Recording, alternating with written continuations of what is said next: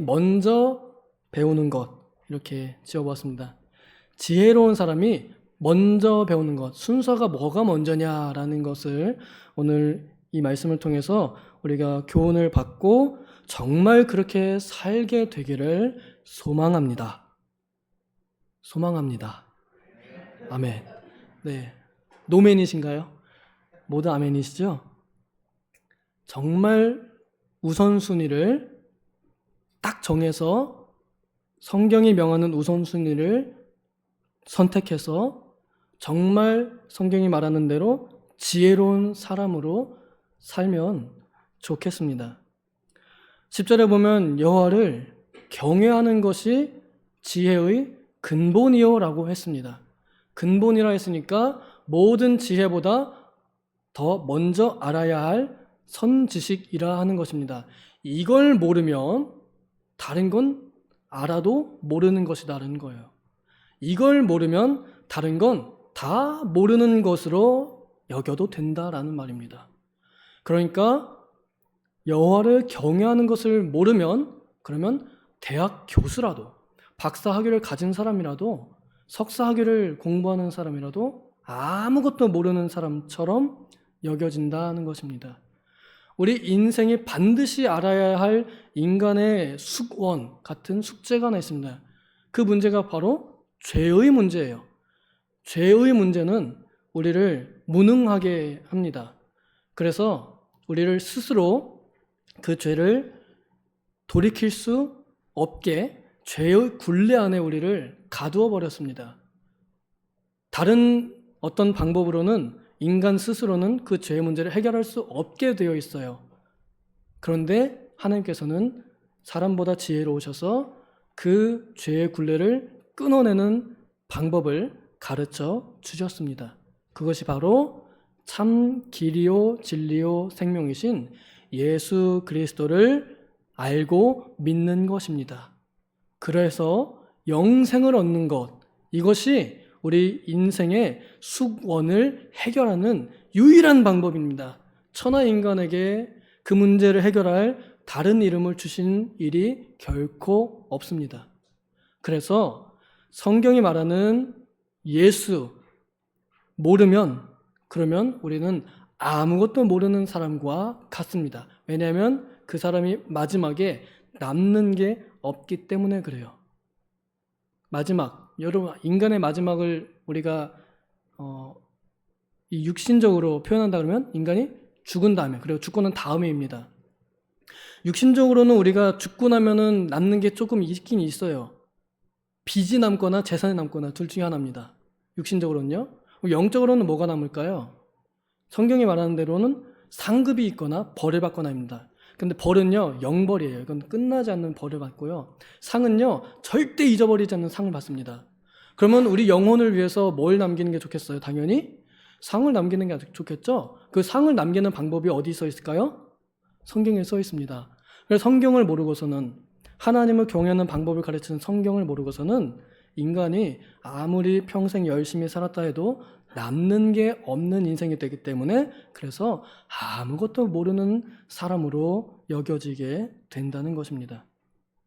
하나님의 심판대 앞에서 이 두 글자만 기억하면 됩니다. 예수, 그분이 나를 위해 죽으시고 나를 위해 살아나시고 나를 위해 다시 오실 분이라는 것을 믿는 믿음과 지식만 있다면 그러면 하나님의 심판대 앞에서라도 우리는 두려워하지 않을 수 있습니다.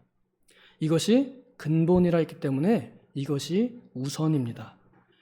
하나님을 경외하는 방법은 성경에 많이 기록되어 있죠. 구약에는 그림자와 모형으로, 형식으로, 신약에는 그 본 뜻을 우리 그리스도 예수님께서 분명하게 드러내 주심으로 그 원래의 의미가 뭐였는지 정확하게 가르쳐 주셔서 우리는 구약과 신약 모두 형식과 본질이 다 들어있는 완전한 교훈을 가지고 있습니다. 이것을 아는 것이 먼저라는 것입니다. 그러니까 세상 공부가 먼저인가요? 성경 공부가 먼저인가요? 우리 학생들이 학교에서 공부하기 전에 성경을 먼저 배워야 될까요? 수학 공부를 먼저 해야 될까요? 여기서 대답을 잘 못하시는 이유는 다들 다 알고 계시는 거죠? 그쵸? 예? 마음으로는 원이로되 육신이 약하도다 아닙니까? 당장을 시험 앞둬야 되는데 성경 읽으라고? 시간 없어 죽겠는데? 그럴 수 있어요. 그런데 성경이 뭐라고 말해요? 그게 근본이라고 말합니다. 그것이 먼저라고 말합니다. 그것이 우선이라고 말합니다. 정말 놀라웠던 건 제 막내 동생이요. 공부하기 전에 기도 2시간 했더니 전교 1등을 찍고요. 그래서 자만해져가지고 기도 안 했더니 후루룩 떨어져가지고 나중에 수능 볼 때는 많이 힘들었어요. 저는 그걸 직접 눈으로 봤습니다. 학생들한테 신앙교육을 먼저 시키는 것이 우선이라는 걸 직접 봤습니다. 하나님을 먼저 아는 것이 중요합니다. 이것을 명철이라고 합니다. 아는 것은 중요합니다. 아는 것은 우리 삶의 배경이 되기 때문에 그렇습니다. 우리 양심의 틀이 되기 때문에 그렇습니다. 아는 만큼 양심 쓰게 되어 있고요. 아는 만큼 행동하게 되어 있습니다. 그래서 아는 것은 굉장히 중요합니다. 11절에는 이 지혜, 하나님을 아는 지혜로 우리에게 좋은 유익이 있다라고 말합니다. 여기에 네 날이 많아질 것이요 생명의 해가 더하리라 하고 되어 있는 것, 네가 장수할 거다라고 하는데 지혜로우면 장수한다라는 이 말이요 구약적인 의미로 장수한다는 건 행복하게 산다라는 말입니다. 오래 살아서 좋은가요? 한 100살 살면 행복하실까요? 우리 어르신들께 한 10년 더 사셔야지 이러면요 되게 별로 안 좋아하세요. 지금 80살 이 인생의 무게를 견디는 게 힘들거든요. 막 무릎도 아프고 그냥 속도 다 아프고 그런데 10년 더 버티라고? 빨리 천국 가고 싶다 이런단 말이죠. 근데 구약에서는요 여기서 이게 어떤 의미냐면 부자로 오래 사는 거예요. 구약에서는요 복받은 사람은 부자로 표현됐거든요. 그러니까 부자면 복받은 사람 이렇게 하나님께서 모형으로 가르쳐 준 거예요. 그러니까 사람들이 그렇게 생각했단 말이에요. 부자로 오래 사는 게 좋겠죠. 가난하게 오래 사는 게 좋겠어요? 부자로 오래 사는 게 좋겠어요? 부자로 짧게 살다 가는 게 좋겠어요? 부자로 길게 살다 가는 게 좋겠어요? 선택할 수 있다면 우리는 부자로 오래 살다 가는 게 제일 좋다 생각할 겁니다. 이겁니다. 지혜롭게 사는 사람은 행복하게 오래오래 산다 하는 의미를 가지고 있습니다. 오늘날 우리에게는요. 그러니까 하나님을 아는 만큼 행복하다라는 겁니다. 하나님을 아는 만큼 행복하다는 것입니다. 그럼 내가 지금 불행하다 느끼는 건 뭐예요? 내가 하나님을 많이 모르고 있다라는 반증이기도 합니다. 그럼 거기에 대해서 하나님께 원망할 게 아니라 우리가 어떻게 되겠어요? 하나님께 대한 공부를 해야 되겠죠? 하나님을 알면 내가 보이고 내가 보이면 내가 이해가 되니까 내가 낙심하지 않고 오히려 지금 내게 있는 것을 보며 감사하게 될 겁니다. 그게 안 되니까 우리는 늘 원망과 불평과 우울 속에 허우적대면서 사는 거죠. 12절에 이런 말씀이 있어요. 지혜로우면 유익할 거라고 합니다. 지혜의 유익 말하면 입 아파요. 그런데 이것이 잘못될 때에는요 큰 해가 있습니다. 지혜를 아는 것이 교만이 되는 것을 경계해야 합니다. 하나님을 아는 지식을 아는 것이 교만이 되면 그때 우리는 망하기 시작합니다. 특히 신학교에 가는 사람들이 잘 빠지는 실수 중에 하나가 이겁니다. 열심히 있어서 신학교를 갑니다. 그럼 신학교를 가면은 여기 성경 이외에 다른 게 아니라 성경을 읽는 데에 도움이 되는 많은 이 지식들을 배우게 되거든요. 그러니까 성경만 봐서는 모르는 것들을 아니까 어떻게 돼요? 다른 사람들에게 자랑하고 싶어집니다. 가서 막 누가 이렇게 몇 구절 가지고 이게 무슨 말씀이지 하면 뭐 이렇게 막 발동하는 거예요. 내가 가야지. 이랬다. 그건 이런 거야. 막 있어. 그런 거예요. 그러면은 자기가 정답을 내려주는 사람이 돼요. 본인이 심판자의 자리에 서게 됩니다. 우리의 유일한 심판자는 누구신가요? 판단자는 누구신가요? 산자와 죽은 자를 심판하러 오실 우리 주 예수 그리스도만이 우리의 심판자요 최종 판단권자입니다. 근데 그걸 뭐라 그래요? 우리가 해요. 조금 안다는 이유만으로, 내가 조금 더 배웠다는 이유만으로, 내가 좀 더 기도 많이 하는 척하는 것 같아 보인다는 이유로, 내가 성경 좀 더 많이 읽어봤다는 이유로, 성경 백독하면 아마 그런 마음 들지 않을까요? 난 성경을 백독이나 했어 하면서 그냥 다 훈계질하면서 다닐 겁니다. 그걸 조심하라는 것입니다. 지혜가 유익하지만 지혜가 교만이 될 때 우리는 해를 당하게 됩니다. 그런 사람을 좋아할까요? 환영할까요? 싫어할까요? 아무도 그런 사람을 반기는 사람이 아무도 없습니다. 아무도 없습니다. 그래서 홀로 해를 당해서 왕따가 됩니다. 교만해져서 낮아지게 됩니다. 영혼이 망하게 됩니다. 오늘날 우리 교단이 조심해야 될 것, 우리 교단주의를 조심해야 됩니다. 제가 어릴 때부터 세뇌당해왔던 한 가지, 우리 교단은 옳다, 우리 교단만 옳다, 이거였습니다. 그거 너무 세뇌돼가지고 그 다음에 뭐가 나온지 알아요? 다른 교단은 다 틀렸다, 이렇게 나왔습니다. 그럼 다른 교단이 다 망해야 되는 거잖아요. 틀렸으니까요. 하나님이 살아계시면 다른 교단을 다 망하게 하셨어야 되잖아요. 우리 교단만 높아졌어야 되잖아요. 근데 우리 어떻게 됐어요? 대가리가 쪼개졌습니다.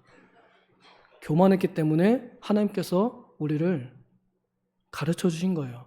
교만하지 말라고. 너네 정신 차리라고. 그런데 과연 이것을 그냥 나쁜 일이 있었다라고만 이렇게 생각하는지, 아니면 우리의 교만을 징계하시는 하나님의 사랑의 회초리인지 얼마나 아팠겠어요. 얼마나 아픕니까? 기도실 뺏겨가지고 우리 목사님들 다 뿔뿔이 흩어져가지고 기도처를 찾다가 못해 여기저기 빌붙어 다니시는데 얼마나 아파요. 성도님들 마음이 얼마나 아파요. 그 왜 그렇다고요? 교만해서 그렇다고요. 우리가 많이 배웠고 우리가 가지고 있는 이병규 목사님의 강해서 정말 귀한 책입니다. 근데 그것만이 진리다, 이게 표준이다 이러면서 교만하니까 그거 가지고 어떻게 해요? 강해서를 기준으로 다른 교회들, 다른 목사님들 다 판단했거든요. 다 잘라버렸거든요. 강해서에 안 맞으면 싹둑 이러니까 우리가 교만해지니까 어떻게 되냐면 안 들어옵니다. 안 들어와요. 내가 가진 것 안에 있는 것 말고는 더 이상 받아들이질 않습니다. 이 마음이 닫혀버려요. 이게 가장 큰 불행입니다. 하나님께서는 우리에게 늘 생명수를 집어넣어가지고 뱉어내게 하시는데, 그래서 우리가 생명수의 통로가 되게 하십니다. 은혜를 우리가 받아서 다른 사람에게 나눠주도록 하시는데 어떻게 되냐면 우리에게 들어오는 것만 들어오게 하고 나가는 건 꽉 막아버렸어요. 그러니까 우리를 보는 사람들이 은혜가 없다, 사랑이 없다, 교만하다 이렇게 말하게 되는 겁니다. 사실 우리는 그렇게 교만하지 않았고요. 우리는 그렇게 사랑 없지 않았습니다. 희생 많이 했습니다. 열심 많이 냈습니다. 그런데 문제는 뭐냐면 이 지식을 우리의 교만으로 삼았던 것이 우리의 가장 큰 과오가 아닐까 생각합니다. 이것을 방지하려면 어떻게 해야 되겠습니까? 열어야 되겠죠? 들어야 되겠죠? 들으려면 어떻게 되겠어요? 인정해야 됩니다. 아, 나는 모르는 사람이다. 아, 나는 부족한 사람이다. 나는 지혜롭지 못한 사람이다. 나는 여전히 신학이 필요하다. 나는 여전히 배워야 한다. 난 다 배웠다 이게 아니에요. 난 여전히 죽을 때까지 배워야 된다. 라는 이런 마음을 가질 때 비로소 다시 들려오게 됩니다.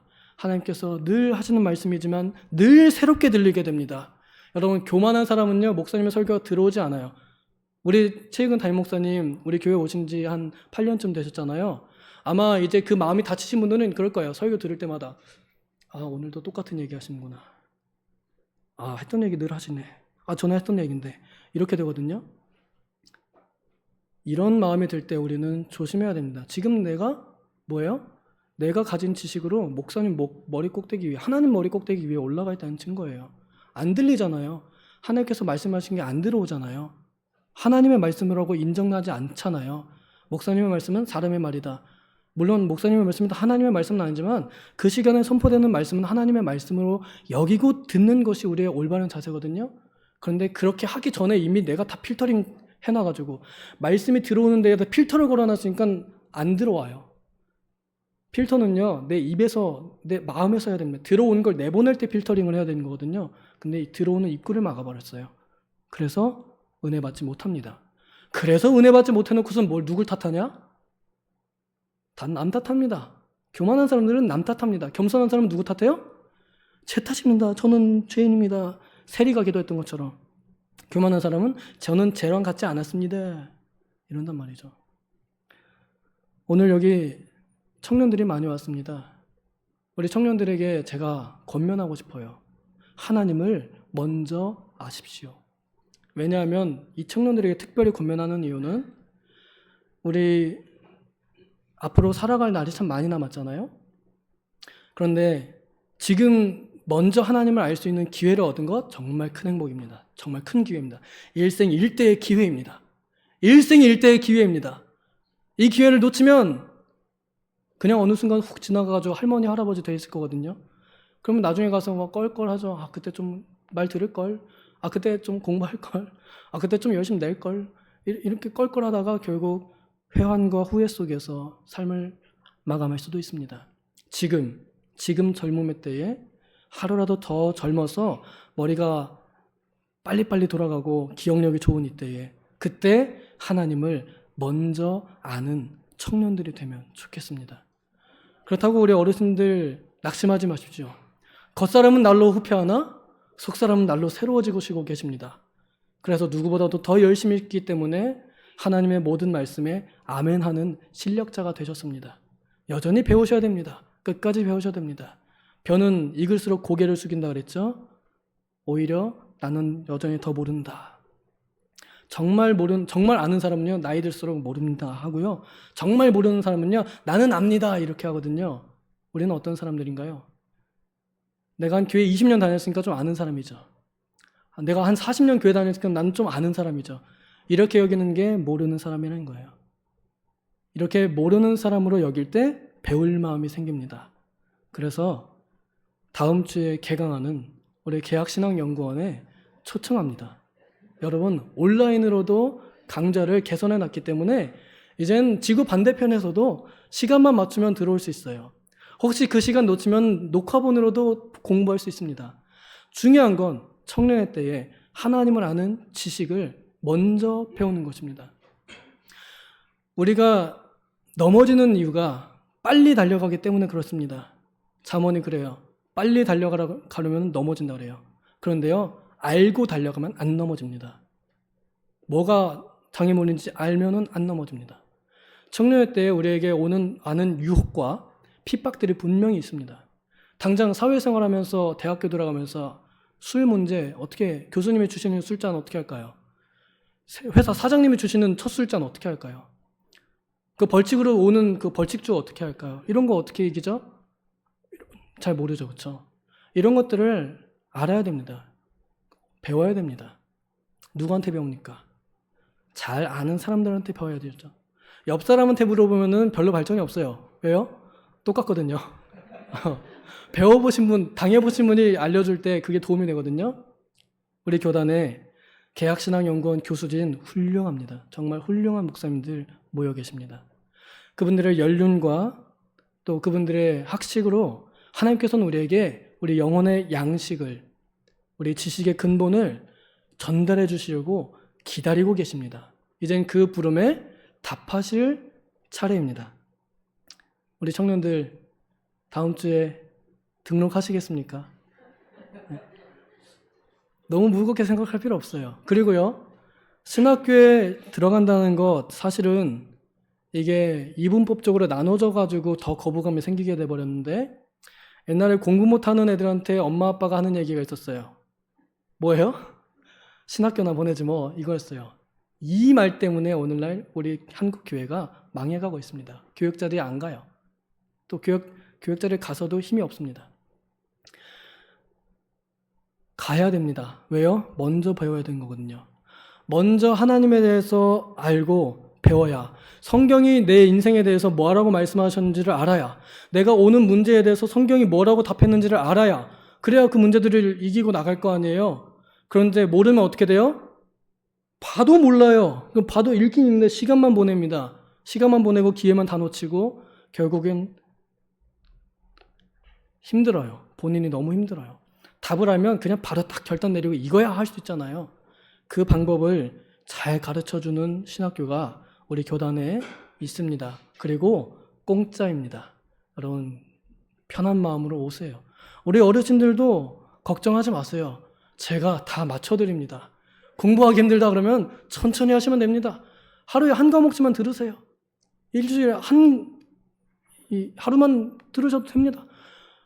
중요한 건 뭐냐면 이 마음이에요. 하나님을 먼저 알고자 하는 이 마음. 이 마음을 가지고 내가 하나님을 알고 이 세상을 싸워가리라 하는 이런 마음 가질 때, 그러면 우리 청년들, 저는 이 세상에 지지 않으리라 확신합니다. 오히려 세상을 밟고 서서 세상을 흔들고 세상을 요동케 하는 그런 든든한 하나님의 용사들로 성장할 줄로 믿고 세상을 주도하는 진정한 하나님의 지도자들, 하나님의 기업들이 되리라. 혹시 사장님 되시거나 회장님 되고 싶으신 분 꼭 그렇게 하시기 바랍니다. 사장님 되면 결정할 게 얼마나 많아요. 근데 잘못 설정하면, 잘못 선택하면 다 망하잖아요. 성경이 말하는 올바른 선택을 배우시기를 추천합니다. 오늘 우리가 하나님에 대해서 먼저 알자고 권면을 받았습니다. 처음 말했던 것처럼 마음이 교만하면 이건 누굴 말이에요?